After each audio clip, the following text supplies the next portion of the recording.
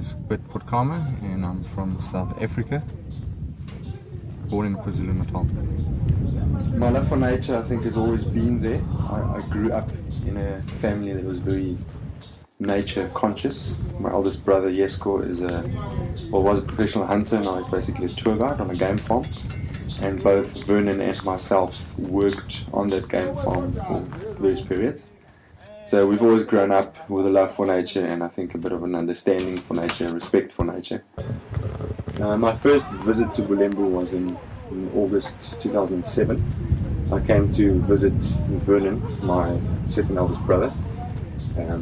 On that first evening I met Andrew LaRue and Neil Reichenberg as well. They rather politely pitched me the idea that I should come to Luhambo as the forestry manager. I told them that I have no interest in forestry really, and I had no experience, so I didn't think I would be the right person for the job.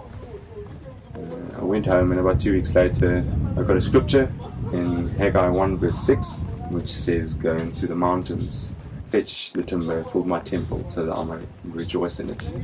So about 3 weeks later I was in Luhambo. Having come here, absolutely no background about forestry. It's been very challenging, but very rewarding at the same time. But the biggest challenge has been in figuring out how to maintain and how to maintain the upkeep and the future of the forests in Luhambo, especially because they had been totally unkept for about 10 years before Luhambo was established. So there's a lot of re-establishing that needs to be done. There's a lot of challenges.